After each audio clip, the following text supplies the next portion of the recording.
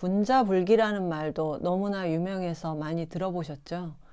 위정편 12장에 공자의 말씀으로 나오고 있는데 아주 짧고 간단하게 나오고 있습니다. 자왈 군자불기. 공자께서 말씀하셨다. 군자는 그릇처럼 국한되지 않는다. 공자께서 다른 설명 없이 아주 간단하게 말씀하셨는데요. 당시에는 이렇게 짧게만 말해도 누구나 알아들을 수 있는 쉬운 말이었던 것 같습니다.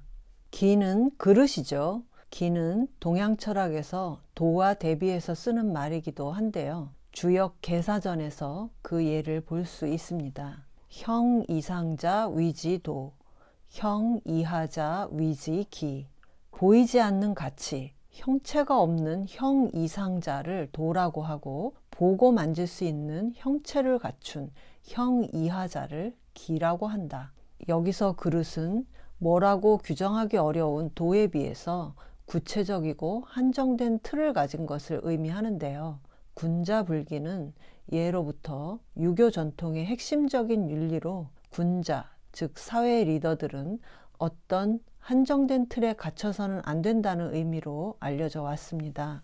그런데 독일의 사회학자 막스 베버가 자신의 책 중국의 종교에서 이 군자불기를 서양의 프로테스탄트의 윤리와 비교하면서 동양의 불합리성의 근거로 말했기 때문에 20세기 세계 학술계에서 쟁점이 되어 왔는데요. 막스 베버는 원래 프로테스탄트와 자본주의 정신을 연결한 논문으로 유명해진 사람인데요. 베버는 자본주의가 처음 생겨나고 발달한 나라들의 공통점이 있다고 봤습니다. 그 나라들이 모두 프로테스탄트의 나라였다는 것인데요. 프로테스탄트는 프로테스트, 반항하는 사람들이라는 뜻인데 16세기의 종교개혁 운동으로 구교인 카톨릭 교회에 반항하면서 새롭게 형성된 신교파, 신교도를 말합니다. 가톨릭을 중심으로 한 구교가 열심히 미사를 드리고 기도하고 복을 쌓으면,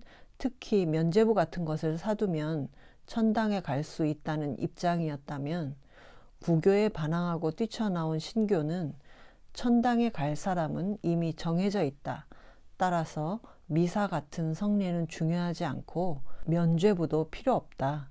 개인의 신앙만이 중요할 뿐이다.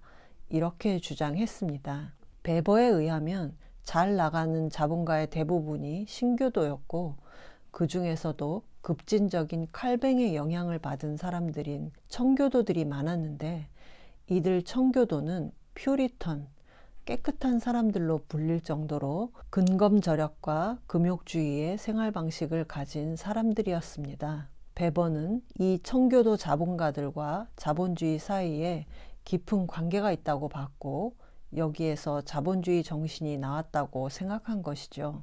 칼뱅 사상의 대표적인 것이 천당에 갈 사람은 이미 정해져 있다는 구원 예정설인데, 개인의 입장에서는 내가 구원될 입장인지 알 수가 없다면 혼란에 휩싸일 수밖에 없겠죠. 종교개혁가인 장 칼뱅은 당신이 열심히 일해서 돈을 많이 벌었다면 그것이 바로 선택받은 증거라고 했습니다. 따라서 열심히 일을 할수록 종교적 의심이 사라질 것이라고 했는데요. 그렇게 일해서 번 돈을 개인의 사치와 만족을 위해서 다 써버리면 안 되고 반드시 더 큰 돈을 벌기 위해 재투자해야 한다고 했는데, 여기가 바로 자본주의와 청교도가 만나는 지점이라고 할 수 있습니다. 청교도는 자신의 생활은 근검절약하고 금욕적으로 살면서 번 돈을 모두 재투자하는 데 썼기 때문에 자본주의가 더 빨리 발달할 수 있었다는 것이죠.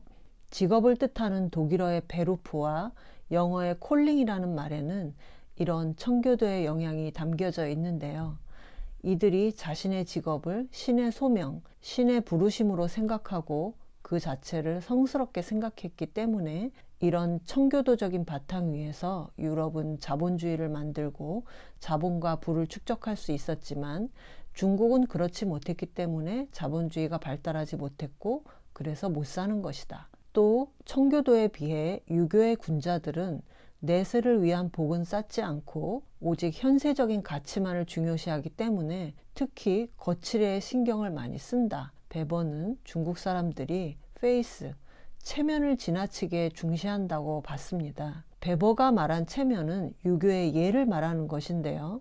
유교에서 가장 중요한 가치인 도라던가 예나 의례가 실제 내용은 없고 껍데기에 불과하다고 봤기 때문에 베버는 동양의 예를 체면이라고 깎아내리고 서양과 동양의 문화를 이렇게 단정했습니다. 서양은 하나님으로부터 받은 소명을 중요시한 덕분에 자본주의라는 선물을 받은 소명의 문화이고, 동양은 알맹이도 없는 낡아빠진 예에 얽매여서 체면만 중시하는 체면의 문화다. 유교 사상에 뼈를 때리는 베버의 결론에 동의하시는 분들이 많이 계실 것 같습니다.